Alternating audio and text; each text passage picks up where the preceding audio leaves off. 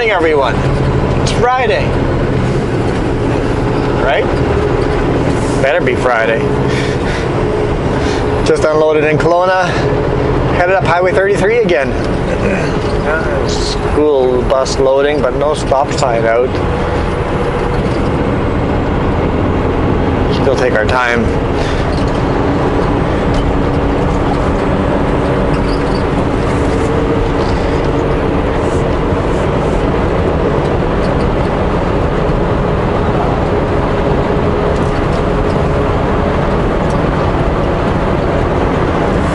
Bunch of deer running around the field there. Well, okay, 3 deer running around the field there.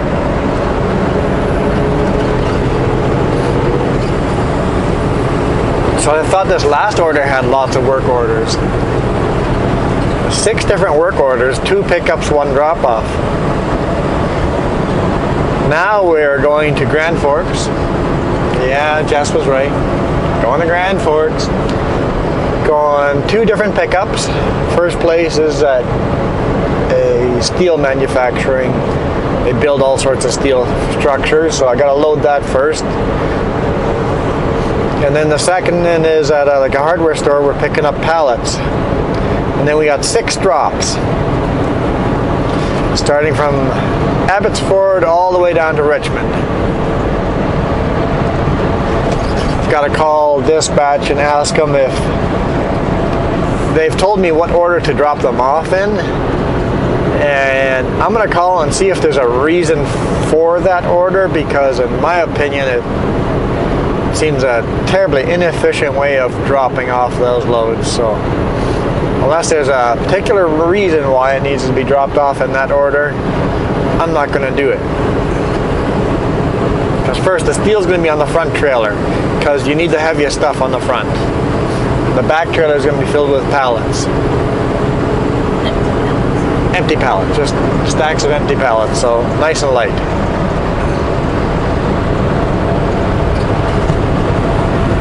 And according to the dispatch, I have to unload the steel first, which now makes it illegal for me to run that trailer anywhere. So I'm going to have to find a place to split the trailers, deliver the steel, go back, hook onto the pup, and then deliver the pallets. But the steel needs to be delivered down like by Surrey and Richmond. So the question is, where am I going to be loading on Monday? It is going to depend where I split the trailers. Now, if there is no reason, if that steel place doesn't need the steel first thing in the morning, as long as I get it by noonish, I would start unloading in Abbotsford with pallets, start unloading the back trailer, and then go in order of location that way. Yeah, I would end up in Richmond with the last load. And that way I wouldn't have to split trailers.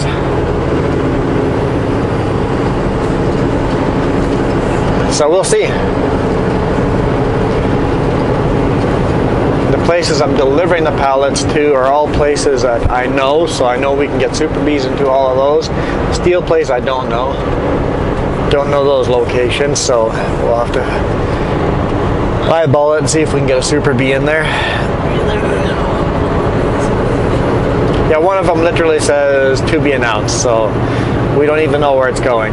I'll have to ask the chipper to, maybe the paperwork will say where it's going, but dispatch doesn't know where it's going.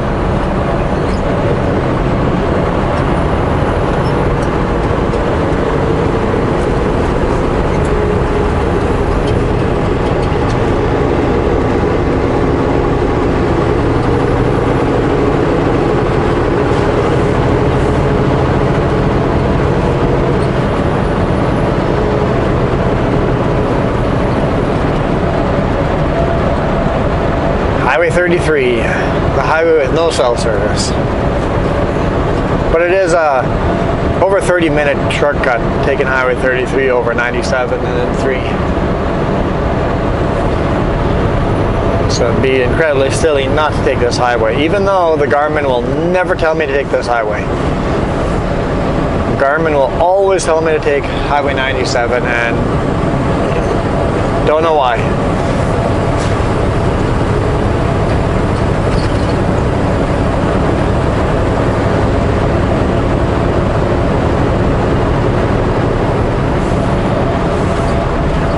Same with running in the US.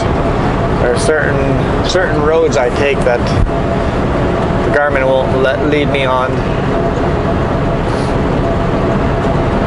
As nice as it is, I do have to babysit it. I use Google Maps if I go into a place I don't know. I use Google Maps to help me. Go, what route would Google Maps take? It's like, that doesn't look like a trucking route. Okay, kind of amalgamate the two and figure out the best route to take, and then make the Garmin take the route I want it to take.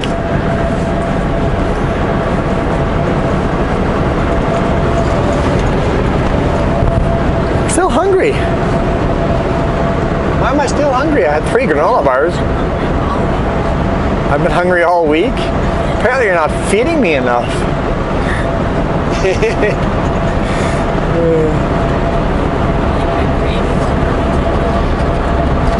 Yeah, might be craving something in particular. Half a tank of fuel. Do I fuel up Grand Forks before loading? What's that? You say yes, just in case it's a heavy load of steel.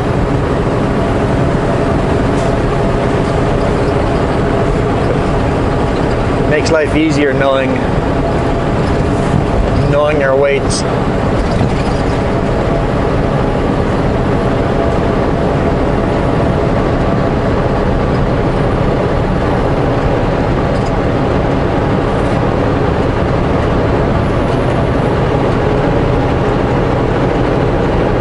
Need DEF sometime too, but we could get DEF on Monday in Chilliwack.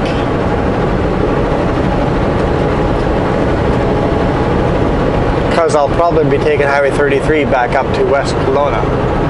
Won't be going through any place that has DEF, so yeah, no harm in fueling up in Grand Forks. Done. Fueling up in Grand Forks.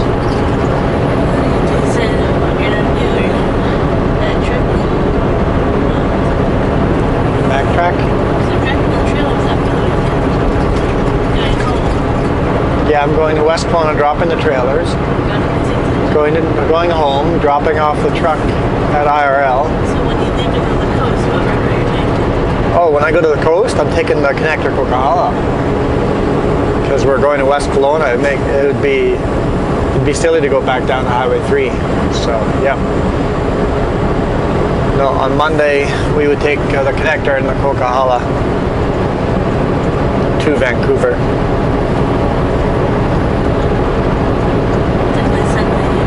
Oh yeah, Sunday evening, yeah. Sunday afternoon, yeah. Well, once I know what order we're dropping the loads, if we're dropping in Abbotsford, we don't have to leave as early. We'll leave like 2 hours later on Sunday.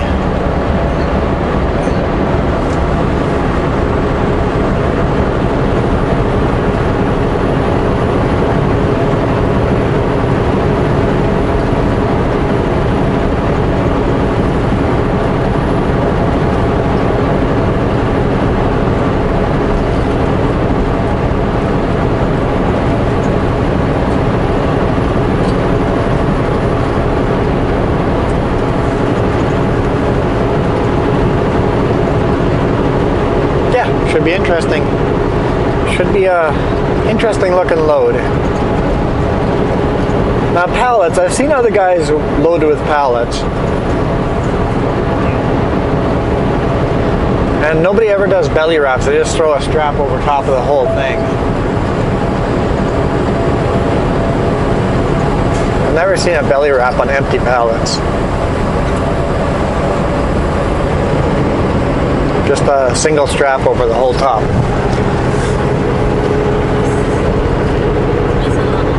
Because no, they'll probably be really high.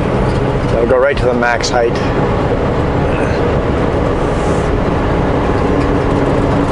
Might have to pull my measuring tape to make sure we're not over height.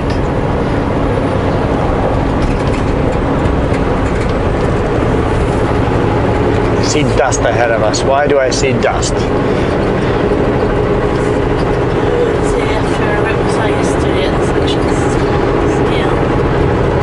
Like, you know, they're out. Yeah, yesterday at the Nordell scale, there were so many CVSE officers there. 20 or more. Well, there was more than 20. More like 30 or 40 CVSE officers. So they're out. The June Blitz is coming too, but they're obviously having a mini blitz. Looked like they were really focusing on the smaller cube vans. There's only one semi pulled in. All the rest were cube vans.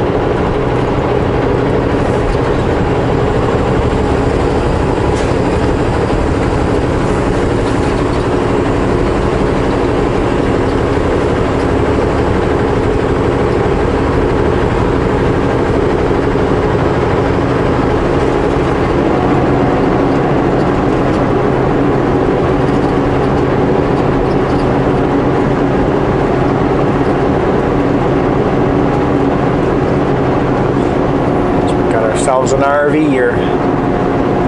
See if they turn off here or not.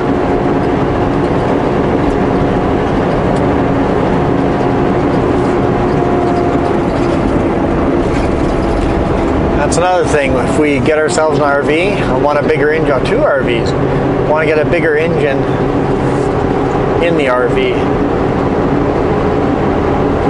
Something still fuel efficient but has decent power. In fact, more power might be more efficient than a smaller engine that just has to lug the whole way. Bigger engine that can idle would probably save you more fuel than a little engine that has to work its butt off. Yeah, especially in the mountains.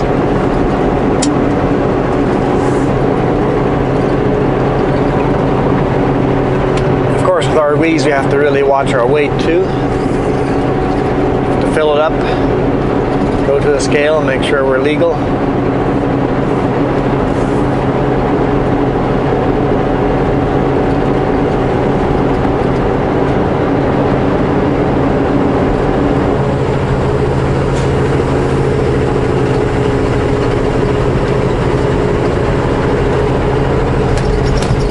I guess we'd have to go find out what the US laws are for how much weight you can put in an RV, because we would definitely be driving US and Canada.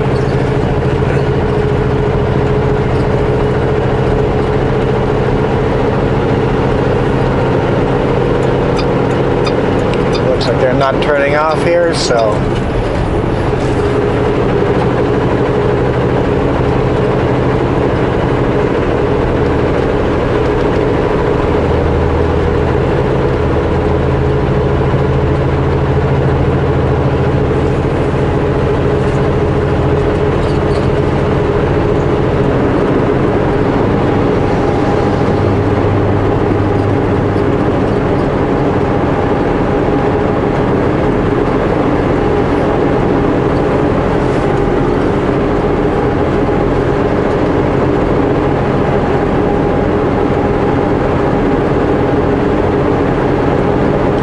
expected them to turn off that big white.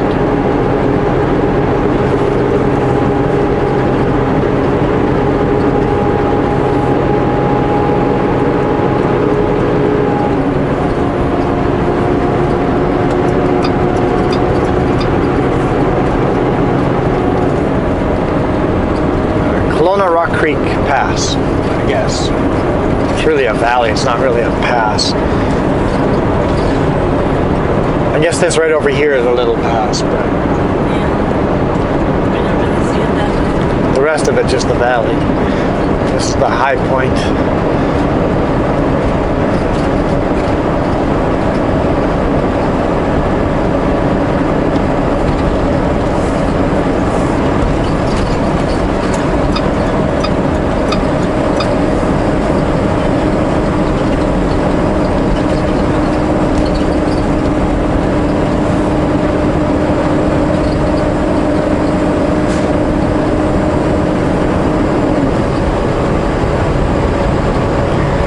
did set up the dash cam, so it's running now.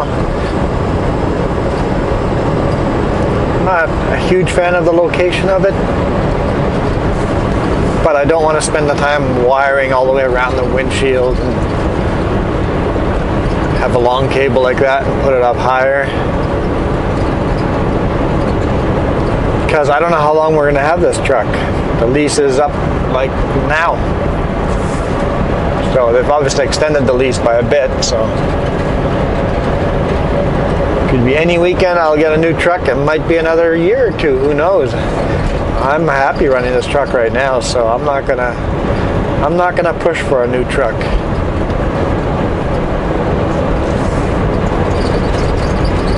I mean, I'd be happy with a new truck as long as it's got an upper and lower bunk, but I like this truck as well.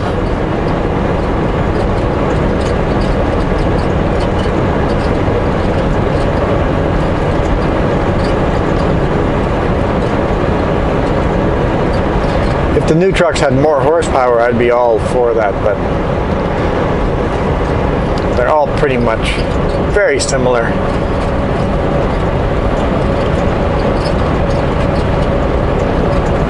And these Internationals have, well, they got the Cummins engines, so 525 horse, just awesome Jake brakes. Or engine brakes, or compressor brakes, whatever you want to call them.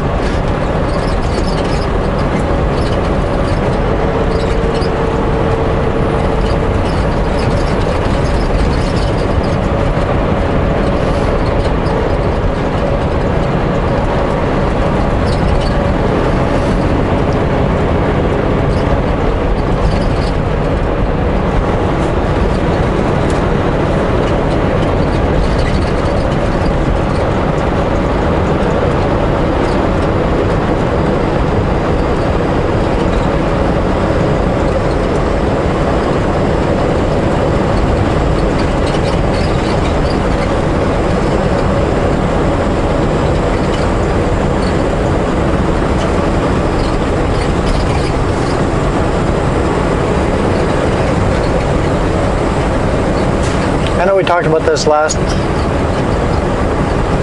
time we were down Highway 33, about how there's so little wildlife down this highway. If any highway should have wildlife, it should be this one, because it's really in the boonies. It cuts through a valley with very little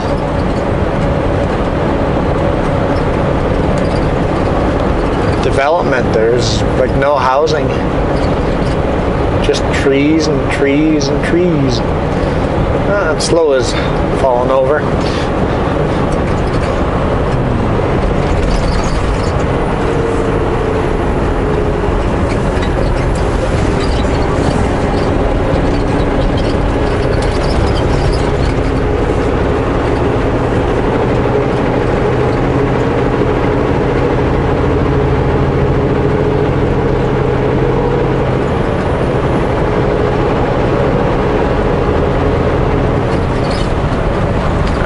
Cruise control so I don't speed.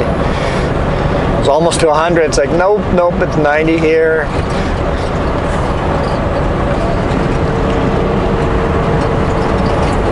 Always had that problem coming out of a corner, empty, speeding up. It's like, it's 90 on this highway, it's 90 on this highway, it's 90 on this highway.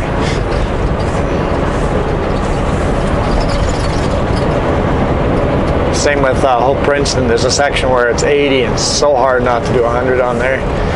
It's like 80, 80, 80, stay at 80.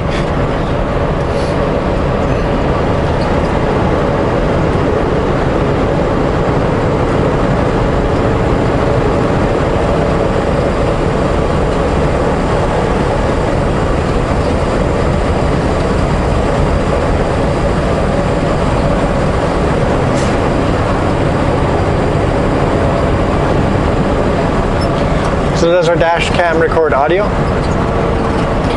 Okay, cool. Yeah, you keep it on. I don't do anything illegal, so I don't mind it recording my audio.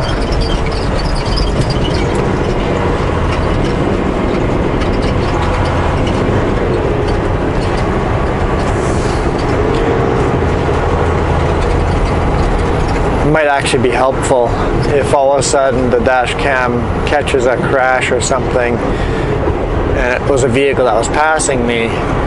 If I was doing any kind of audible comments about this idiot passing me or whatever.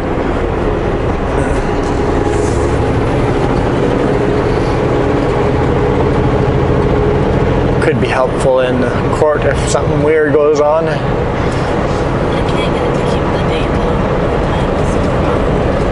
It's not keeping date and time. I can try setting it up again, but there's another battery dies on it.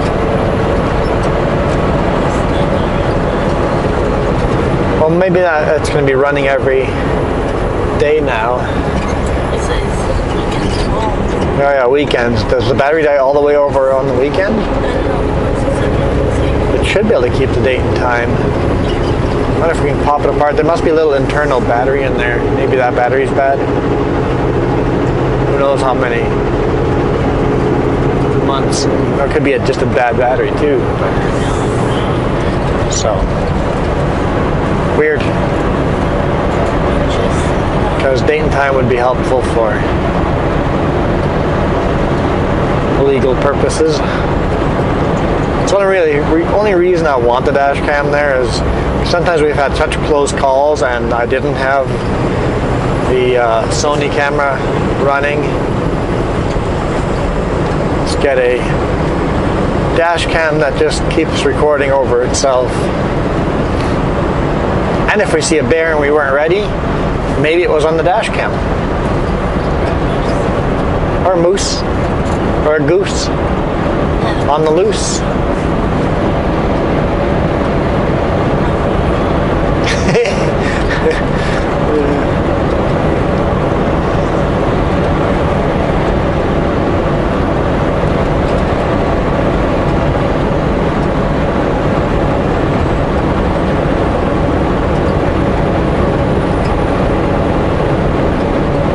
Well guys, I think I'm going to let you guys go. Thank you for watching. Hit the thumbs up if you enjoyed.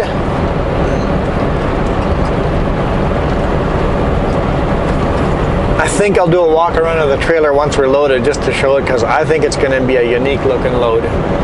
So I'll do a quick walk around after we're loaded later on today. For you guys it'll be in 15 minutes from now. Or if you're watching later on in the day, in seconds from now.